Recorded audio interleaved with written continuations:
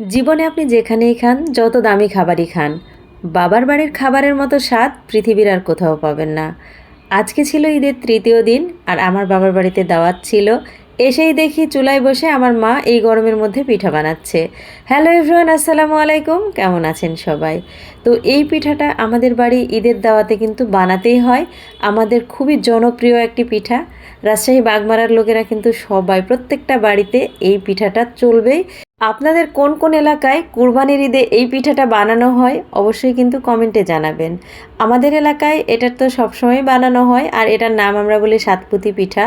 একসাথে 7টা করে হয়, যার কারণে এটাকে সাতপুতি পিঠা বলা হয়। অনেক এলাকায় কিন্তু এটাকে চিতই পিঠা নামে চিনে, তবে পিঠা কিন্তু একই।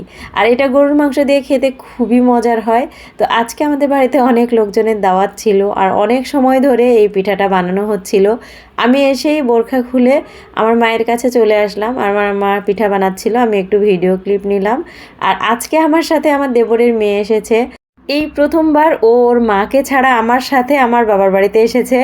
ওর মা খুবই অসুস্থ, যার কারণে আসতে পারলো না। আমাদের পুরো বাড়ি সবারই দাওয়াত ছিল।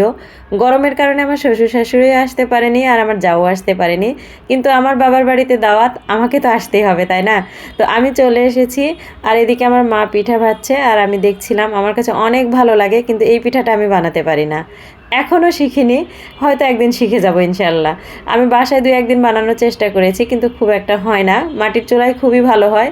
তো আমি আমার মায়ের কাছে বসে বসে দেখছিলাম আর পিঠাগুলো এত সফট হয়েছিল, খুবই ভালো লাগছিল।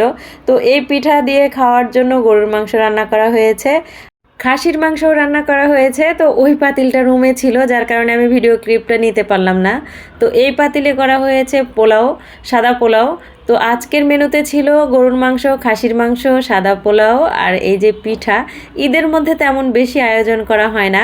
আর এদিকে গরম গরম পিঠা হচ্ছিল আর আমি ভাবলাম ফাতিমাকে একটু খাইয়ে নিই। তো ওকে একটু পরপরই ওর আম্মু খাওয়ায় দেয়, কারণ ও একদমই খেতে চায় না। ফাতিমা যে আমাদের সাথে আসবে আর এসে ও রাত অবধি থাকবে, এটা আমরা কখনো ভাবতেই পারিনি। রাত 8টার দিকে আমরা বাড়ি গিয়েছিলাম। আর এটা ছিল দুপুরের আয়োজন, সাদা পোলাও, গরুর মাংস, খাসির মাংস, পিঠা, সাথে সালাদ করা হয়েছিল আর সাথে দই মিষ্টিও ছিল। তো ওইটার ভিডিও ক্লিপ আর নেওয়া হয়নি। তো এই তো আমি খেতে বসেছি। তো এক পাশে খাসির মাংস, অন্য পাশে গরুর মাংস নিয়েছি। আর পিঠাটা এভাবে রসে ডুবিয়ে ডুবিয়ে খেতে হয়, মানে ঝোলে। এটা খেতে খুবই মজার। আর আমরা কেউই ভাত খাইনি, আমরা সবাই কিন্তু এই পিঠাটাই খেয়েছিলাম। পোলাও কেউ নেয়নি, 2-1 জনে একটু হালকা পাতলা নিয়েছিল। আর আমাদের এলাকার যেহেতু জনপ্রিয় পিঠা আর এটা সবাই অনেক বেশি পছন্দ করে, যার কারণে সবাই মিলে এই পিঠাটাই খেয়েছিলাম। আর এই তো খাওয়া দাওয়া শেষে ফাতিমা সবার সাথে ঘুরে বেড়াচ্ছিল, নোভা, ফাতিমা, জুই। তো এটাই ছিল আমার বাবার বাড়ির ব্লগ। সবাই ভালো থাকবেন, আল্লাহ হাফেজ।